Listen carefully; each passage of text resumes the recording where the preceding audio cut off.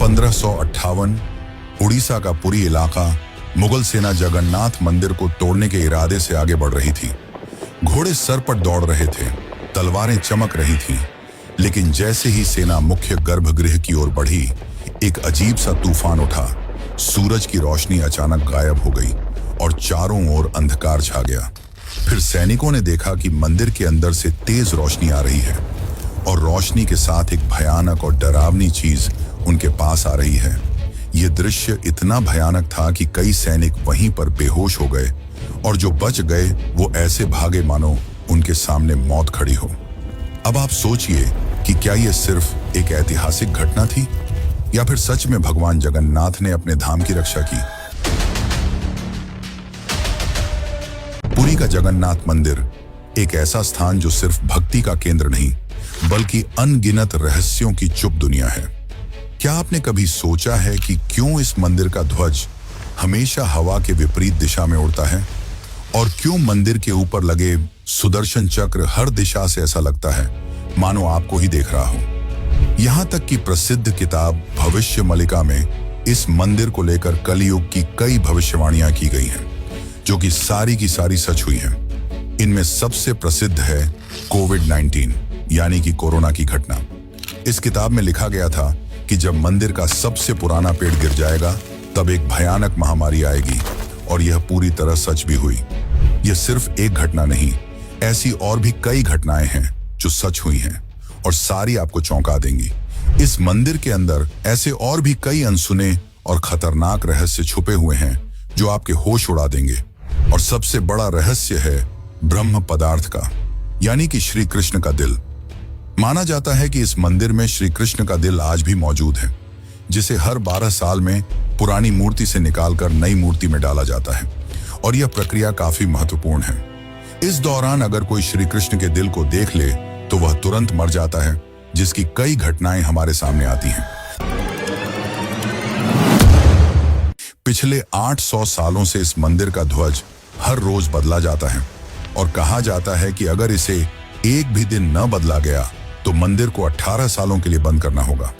और जब अंग्रेज आए तो उन्होंने इस प्रक्रिया को अंधविश्वास बताकर रोकने की कोशिश की, लेकिन फिर उनके साथ जो हुआ वो जानकर आप चौंक जाएंगे। इस मंदिर के मुख्य प्रवेश द्वार में 22 सीढ़ियां हैं जिन्हें पार करना होता है, लेकिन इनमें से तीसरी सीढ़ी पर पैर रखना सख्त मना है। पर आखिर ऐसा क्यों है और क्या होगा यदि आपने तीसरी सीढ़ी पर पैर रख दिया? फिर आती है मंदिर की रसोई, जहां 7 बर्तनों में एक साथ प्रसाद पकता है। पर नीचे की आंच से ऊपर वाला बर्तन पहले कैसे पक जाता है? क्या मंदिर की रसोई विज्ञान के नियमों को भी चुनौती देती है?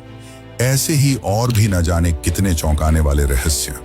ये सिर्फ एक मंदिर नहीं, ये एक ऐसा तीर्थ है जहां धर्म, विज्ञान, वास्तु और चमत्कार चारों एक साथ खड़े हैं, जहां श्रद्धा सिर्फ पूजा नहीं बल्कि रहस्यों से सामना करने की तैयारी है। तो क्या आप तैयार हैं एक ऐसे सफर के लिए जहां हर अध्याय आपको चौंकाएगा, हर रहस्य आपके विश्वास को चुनौती देगा और हर जवाब एक नए सवाल को जन्म देगा? चलिए चलते हैं जगन्नाथ मंदिर की उस रहस्यमयी यात्रा पर, जहां भगवान खुद हर सवाल का उत्तर है।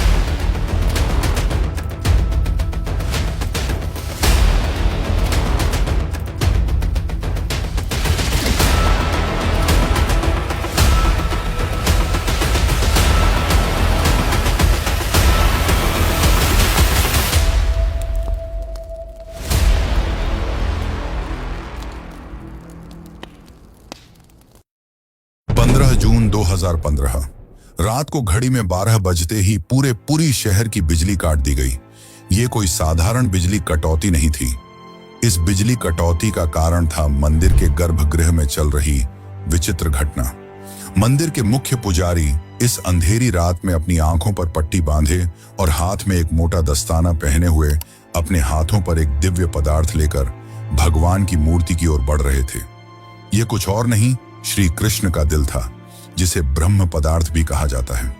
ठीक 12 साल बाद यह प्रक्रिया आज मंदिर में फिर दोहराई जा रही थी, जहां भगवान जगन्नाथ की पुरानी मूर्ति से उनके दिल को निकालकर नई मूर्ति में लगाया जाता है। ये होता है भगवान के शरीर को बदलने का, लेकिन आत्मा को यथावत रखने का अनुष्ठान।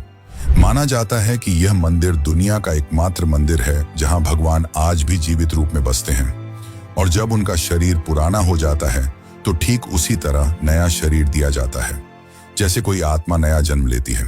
कहते हैं इस ब्रह्म तत्व को आज तक किसी ने नहीं देखा, और जिसने भी देखने की कोशिश की वो जिंदा नहीं बचा। नवकलेवर की रात जब पुरानी मूर्तियों से ब्रह्म तत्व निकालकर नई मूर्तियों में डाला जाता है, पुरी में कर्फ्यू जैसा माहौल बना दिया जाता है। पूरे शहर की बिजली काट दी जाती है, मंदिर को घोर अंधेरे में बंद कर दिया जाता है। मंदिर के अंदर होते हैं सिर्फ विशुद्ध ब्राह्मण, जिनका खानदान सदियों से यही कार्य करता आया है। उनकी आंखों पर पट्टी बांधी जाती है और हाथों पर मोटे दस्ताने पहनाए जाते हैं, ताकि वे ना देख सकें और ना ही महसूस कर सकें कि ब्रह्म पदार्थ है क्या। जब यह प्रक्रिया होती है तब मंदिर की सुरक्षा सीआरपीएफ के जवान करते हैं, और किसी भी व्यक्ति का मंदिर के अंदर जाना सख्त मना होता है। जब 2015 में यह अनुष्ठान हुआ था, तब एक पांडे ने उस ब्रह्म तत्व को हाथ लगा दिया था, जिसके बाद वह तुरंत ही बेहोश हो गया, और जब आंख खुली तो वह मानसिक रूप से पूरी तरह अस्थिर हो गया था। तो सवाल उठता है, ब्रह्म तत्व आखिर है क्या? क्या यह कोई दिव्य ऊर्जा है? क्या यह सिर्फ विश्वास है, या सच में कोई ऐसा अविनाशी पदार्थ मौजूद है जो युगों से युगों तक जीवित है? माना जाता है कि यह ब्रह्म पदार्थ काफी ज्यादा शक्तिशाली है, जिससे लगातार दिव्य ऊर्जा निकलती रहती है और हमेशा हल्का सा कंपन महसूस होता रहता है। प्रसिद्ध इंडियन आर्कियोलॉजिस्ट प्रवीण मोहन के हिसाब से श्री कृष्ण सिर्फ एक इंसान नहीं बल्कि एक सुप्रीम बीइंग थे। उनके मुताबिक ब्रह्म पदार्थ, जिसे कृष्ण का दिल भी कहा जाता है, वह असल में एक आर्क रिएक्टर है, यानी कि एक ऐसा डिवाइस जो भयंकर स्तर की ऊर्जा उत्पन्न करता है। उन्होंने यह तक बताया कि क्यों जगन्नाथ की मूर्तियों को लकड़ी से बनाया जाता है। उनके अनुसार लकड़ी बिजली को कंडक्ट नहीं करती, जिस कारण वह ब्रह्म पदार्थ से निकलने वाली इलेक्ट्रोमैग्नेटिक एनर्जी को रोक लेती है। वैसे तो माना जाता है आज तक इसे किसी ने नहीं देखा है, पर आज से करीब 50 साल पहले एक व्यक्ति ने दावा किया था कि उसने इस हृदय को देखा है। उसने कहा कि हृदय चांदी की तरह तरल बह रहा था, और यही तरल लकड़ी को कमजोर कर देता है, जिस कारण हर 12 साल में मूर्तियों को बदलना पड़ता है। उस व्यक्ति ने यह तक कहा कि जब उस हृदय को प्रकाश में लाया गया तो वह चक्र की तरह घूमने लगा और जोर से कंपन करने लगा, यानी कि जब इस ब्रह्म पदार्थ को रोशनी मिलती है तो यह और भी ज्यादा सक्रिय हो जाता है, जो कि खतरनाक साबित हो सकता है, जिस कारण हर बार जब इसे पुरानी मूर्ति से नई मूर्ति में बदला जाता है तब पूरी शहर की बिजली काट दी जाती है। विज्ञान के लिए आज भी यह एक चौंकाने वाला रहस्य है जिसे कोई समझ नहीं पाया, लेकिन भक्तों के लिए यह उनके श्री कृष्ण हैं, उनका दिल है, जिस कारण हर दिन लाखों की तादाद में भक्त भगवान जगन्नाथ के दर्शन करने आते हैं। वैसे क्या आपको पता है कि जब श्री कृष्ण की मृत्यु हुई तब पांडवों ने उनके शरीर को जला दिया था, पर फिर कैसे उनका हृदय बच गया और वह पुरी तक कैसे पहुंचा? और इस भव्य मंदिर की रचना किसने की? आखिर कौन था जिसने बड़ी ही चमत्कारी तरीके से भगवान जगन्नाथ की मूर्ति बनाई? तो चलिए जानते हैं अब इस रहस्यमयी और रोचक घटना को, जो आपको इंटरनेट और किताबों में नहीं देखने को मिलेगी। लेकिन उससे पहले अगर आपको वीडियो अच्छी लग रही है तो इसे लाइक करके कमेंट में जय जगन्नाथ जरूर लिखें। आज से करीब 5000 साल पहले महाभारत युद्ध के पश्चात चारों तरफ केवल लाशें ही पड़ी थीं। लाखों पड़े शव और कौरवों के विनाश ने सबको झकझोर दिया। कौरवों की माता गांधारी ने इस विनाश का कारण श्री कृष्ण को बताया। उनके हिसाब से अगर श्री कृष्ण चाहते तो यह युद्ध होता ही नहीं, पर उन्होंने ऐसा नहीं किया, जिसके कारण क्रोधित होकर गांधारी ने कृष्ण को श्राप दिया, गिना, जिस प्रकार मेरे वंश का विनाश हुआ है ठीक उसी प्रकार तुम्हारे भी वंश का विनाश हो जाएगा। इस श्राप के 36 साल बाद जब एक दिन श्री कृष्ण जंगल में विश्राम कर रहे थे, तब एक शिकारी ने उन्हें हिरण समझकर उन पर तीर चला दी, और जैसे ही तीर श्री कृष्ण के पैरों पर जाके लगी, उन्होंने इस लोक को छोड़ दिया और मृत्यु को स्वीकार किया। और माना जाता है कि उनके मृत्यु के साथ ही पूरी द्वारका नगरी पानी में समा गई, जिससे उनका पूरा वंश समाप्त हो गया। माना जाता है कि जब शिकारी ने उन्हें गलती से मारा तो उसे बहुत पछतावा हुआ और उसने श्री कृष्ण से माफी मांगी, पर श्री कृष्ण ने बताया कि ये मेरे ही कर्मों का फल है। उन्होंने समझाते हुए कहा कि पिछले जन्म में तुम महान वानर राजा बाली थे, जिसे मैंने ही राम अवतार में छल से मार दिया था, और उसी कारण आज तुम मेरे मृत्यु का कारण बने। माना जाता है कि जब श्री कृष्ण की मृत्यु की खबर पांडवों को मिली तो उन्होंने पूरे रीति रिवाज से श्री कृष्ण का अंतिम संस्कार किया, और जब उनके शरीर को जलाया गया तो उनका पूरा शरीर पंचतत्वों में विलीन हो गया, परंतु उनका हृदय बच गया और जलने की बजाय और भी अधिक ऊर्जा से धड़कने लगा। इसी हृदय को बाद में ब्रह्म पदार्थ कहा गया। अर्जुन ने इस हृदय को लकड़ी के मंच पर रखकर नदी में बहा दिया। काफी लंबे समय तक बहने के बाद यह ब्रह्म पदार्थ उड़ीसा के समुद्र तट पर पहुंचा। उस समय उस तट पर सबरा जनजाति समुदाय के लोग रहा करते थे। उस जनजाति के मुखिया विश्ववसु ने जब इस ब्रह्म पदार्थ को देखा तो वे इसकी ऊर्जा और दिव्य प्रकाश से प्रभावित हो गए। उन्होंने तुरंत ही पहचान लिया कि यह भगवान के ही रूप हैं, और उन्होंने इसे नील माधव के रूप में पूजना शुरू कर दिया। उसी समय मालवा के राज्य में राजा इंद्रद्युम्न राज्य किया करते थे। वे भगवान विष्णु के काफी बड़े भक्त थे। एक दिन उन्होंने नील माधव के दर्शन करने की इच्छा व्यक्त की और उन्हें ढूंढने लगे, और यही आगे चलकर जगन्नाथ के निर्माण की आधारशिला बनी। जैसा कि मैंने बताया, राजा इंद्रद्युम्न विष्णु के परम भक्त थे, और एक रात स्वयं भगवान विष्णु उनके सपने में आए और उन्हें कहा कि वे उनकी दिव्य मूर्ति नील माधव को ढूंढें और उनके लिए एक भव्य मंदिर का निर्माण करें। श्री हरि विष्णु ने उन्हें यह भी बताया कि यह ब्रह्म पदार्थ उन्हें नीलांचल पर्वत में मिलेगा, जिसके पश्चात राजा ने अपने ब्राह्मण पुजारी विद्यापति को आदेश दिया कि वह इस मूर्ति को ढूंढ निकाले। विद्यापति कई दिनों तक नीलांचल पर्वत के अलग हिस्सों में इसकी तलाश करते रहे, और तब जाकर अंत में उन्हें पता चला कि इस मूर्ति को आदिवासी मुखिया विश्ववसु ने एक गुफा में छुपा कर रखा है, और वे दिव्य रूप से उसकी पूजा करते हैं। जब विद्यापति ने इसके दर्शन करने की अनुमति मांगी, तब विश्ववसु ने यह कहकर मना कर दिया कि यह उनके जाति का निजी मामला है। जिसके बाद विद्यापति ने चालाकी दिखाई और विश्ववसु की पुत्री ललिता से विवाह कर लिया। अब विद्यापति ने ललिता की मदद से विश्ववसु को मनाया और वे उस गुफा की ओर चल पड़े। जैसे ही विद्यापति ने उस नील माधव की मूर्ति को देखा, वे उसकी ऊर्जा से काफी ज्यादा प्रभावित हुए, और उन्होंने तुरंत ही यह बात राजा इंद्रद्युम्न को बताई। लेकिन जब राजा इंद्रद्युम्न वहां पहुंचे, तब तक विश्ववसु ने वह मूर्ति वहां से हटा दी थी, जिससे राजा काफी उदास हो गए और अपने महल लौट आए। इसके बाद फिर से रात में भगवान विष्णु उनके सपने में आए और कहा कि पुरी के तट पर एक बड़ा नीम का पेड़ बहकर आएगा, तुम उस पेड़ से मेरी नई मूर्ति बनाना। वह पेड़ काफी बड़ा था, जिसे उठाना आसान नहीं था। आखिर में जैसे तैसे वे पेड़ को महल तक ला पाए, लेकिन अब सवाल यह था कि इनसे भगवान की मूर्ति कौन बनाएगा।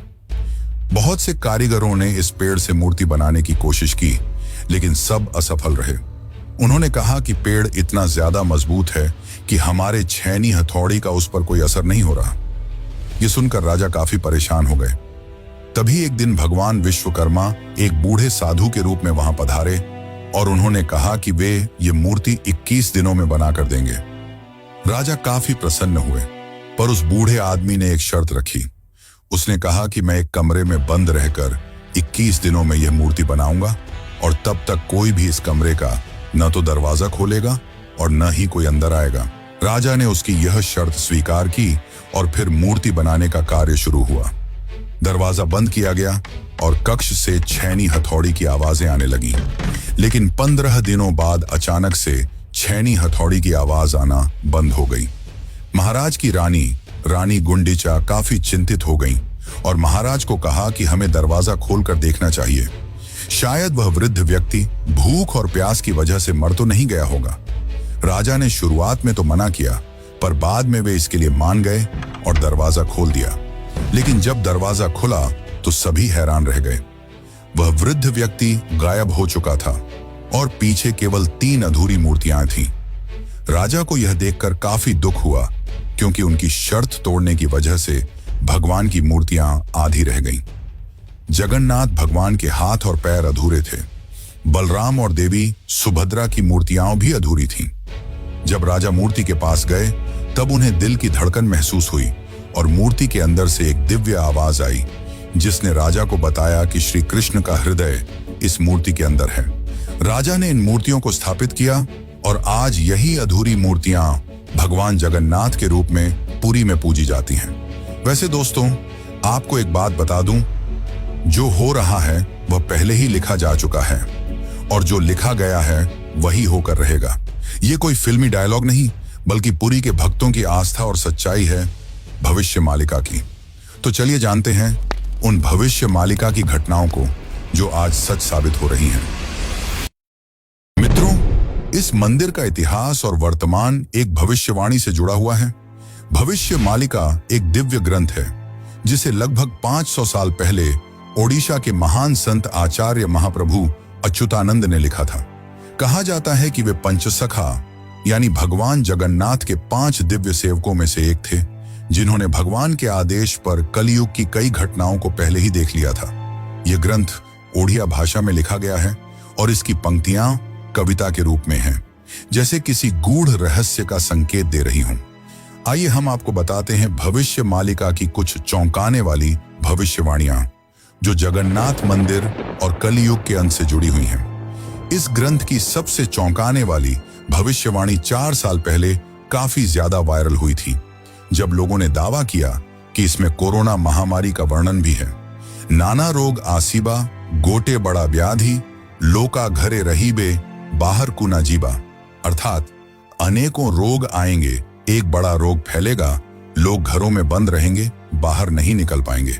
अब ये पंक्तियां किसी भी सामान्य रीडर को 2020 की कोविड-19 महामारी की याद दिला देती हैं। पुरी और ओडिशा में कई संतों और विद्वानों ने इसे भविष्य मालिका की सटीक भविष्यवाणी माना। इस किताब की एक और बात, इसमें जिक्र किया गया है कि मंदिर परिसर के ऊपर जो कपड़ा है उसमें आग लगने की घटना का उल्लेख मिलता है। कुछ साल पहले पहली बार त्रिदेव के वस्त्र में आग लगी थी। इस घटना के बाद कलयुग के अंत के बारे में एक बार फिर से बातें होने लगी। कहते हैं कि पापनाश एकादशी के दिन जगन्नाथपुरी मंदिर में एक अखंड महादीप जलाया गया था, लेकिन अचानक तेज हवा चली और झंडा उड़कर दीपक के ऊपर चला गया, जिससे मंदिर के झंडे में आग लग गई। यह घटना 19 मार्च 2020 को हुई थी। कहा जाता है कि दूसरे मंदिरों की तरह जगन्नाथ मंदिर के गुंबद पर कभी कोई पक्षी नहीं बैठता और ना ही इस पर कोई प्लेन या हेलीकॉप्टर उड़ता है, लेकिन जुलाई 2020 के बाद से मंदिर के गुंबद पर गिद्ध, चील और बाज को देखा गया था। ये पक्षी मंदिर के गुंबद, स्तंभ और नील चक्र पर भी बैठे थे। ऐसे में दुनिया के महाविनाश की भविष्यवाणी एक बार फिर से चर्चा में आ गई थी। भविष्य मालिका के अनुसार जब कलयुग का अंत करीब होगा तो भगवान जगन्नाथ मंदिर का नील चक्र यानी सुदर्शन चक्र तूफान से टेढ़ा हो जाएगा। मई 2019 में समुद्री तूफान फानी के कारण यह विशालकाय चक्र टेढ़ा हो गया था। ऐसे ही और भी कई भविष्यवाणियां हैं जो सच हो चुकी हैं और कई प्रसिद्ध भविष्यवाणियां हैं जो आने वाले को लेकर की गई हैं।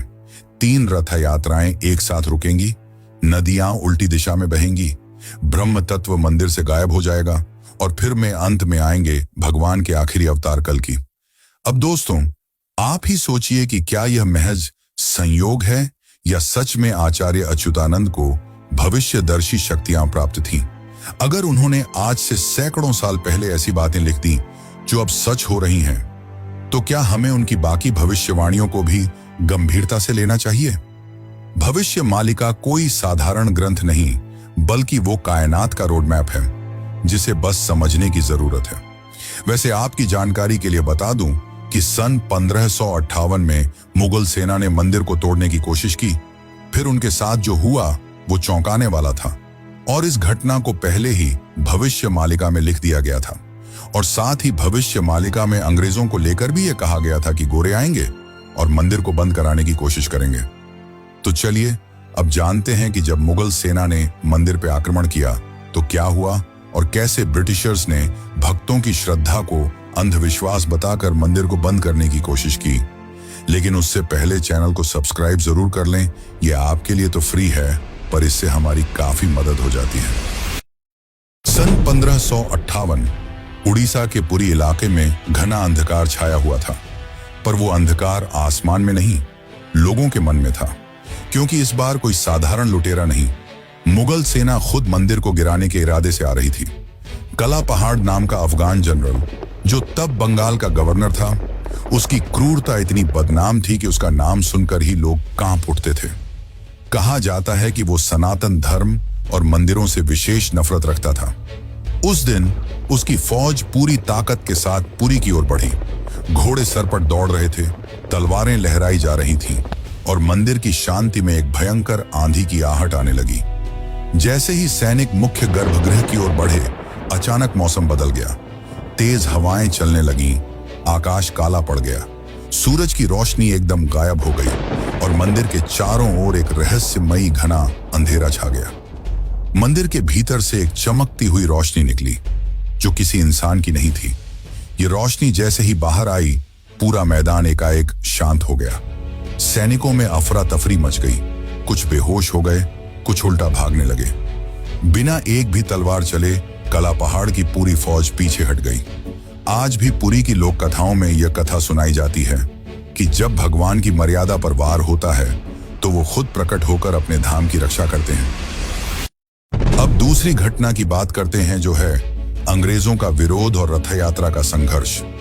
जब 1803 में अंग्रेजों ने पुरी पर कब्जा किया, तब उन्होंने कई प्राचीन मंदिरों की संपत्तियों और अधिकारों को छीन लिया। लेकिन पुरी का श्री जगन्नाथ मंदिर एक ऐसा स्थान बना जहां जनता ने कभी भी नियंत्रण नहीं छोड़ा।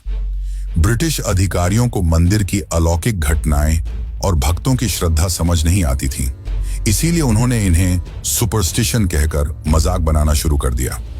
सन 1805 में ब्रिटिश कलेक्टर मिस्टर हंटर ने पुरी मंदिर के रिचुअल्स को इरेशनल और बारबैरिक कहा।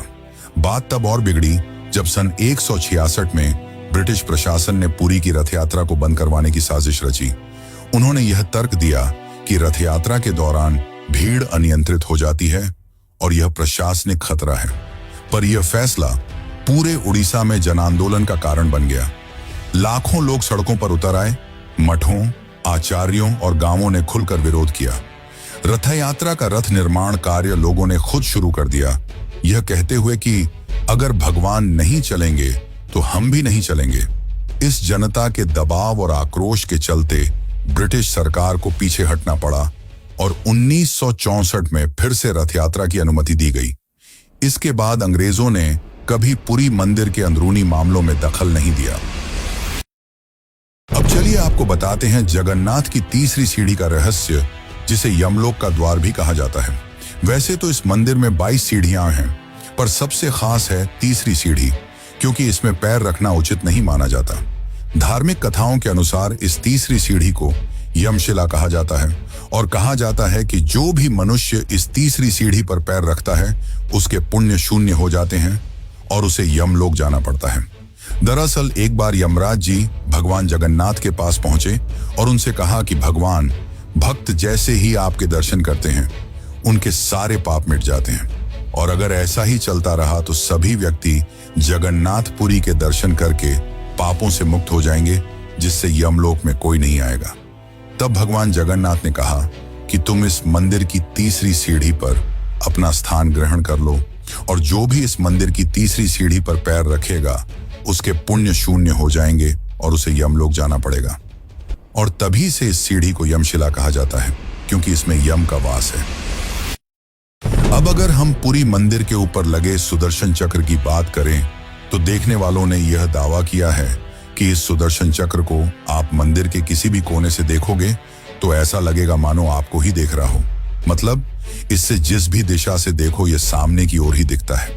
इसे आम भाषा में आर्टिफिशियल इल्यूजन कहा जाता है, पर यह आज भी विज्ञान के परे है कि कैसे इतने भारी चक्र को मंदिर के ऊपर लगाया गया और कैसे उस समय के लोगों ने यह आर्टिफिशियल इल्यूजन बनाया जिससे चक्र हमेशा सामने की ओर दिखता है।